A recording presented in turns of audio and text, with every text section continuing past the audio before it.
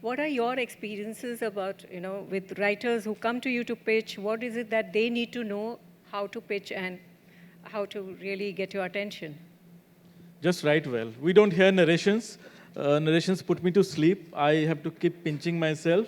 And I find narrations very deceptive. If you're a good narrator, like Vijay was here, he's a great narrator, and he's an actor.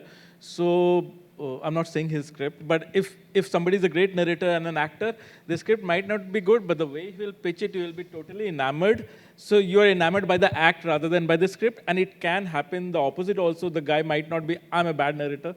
The script might be great, but if the narrator is bad, it might backfire. So we prefer reading. Karan also reads. We read. My team, everyone we read. We prefer reading. We don't do narrations. If you're writing good, just write it well. We'll chase you. That's fantastic. So there's no secret. There's no pitching. Nothing. We just read.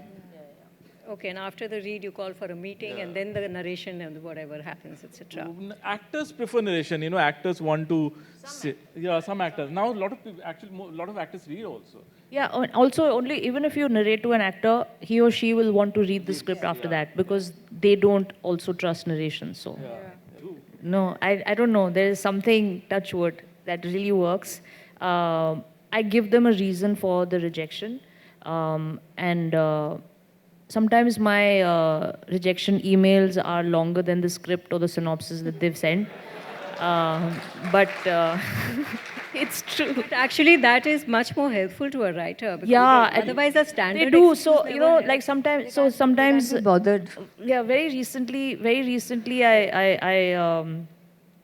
because, I have received that rejection email. Please do share. Please share, both of you. It would be lovely. I feel that the writer has spent so much time writing, spent so much time on the idea, and I know how difficult it is, and I know how time-consuming it is to put yourself out there and write something.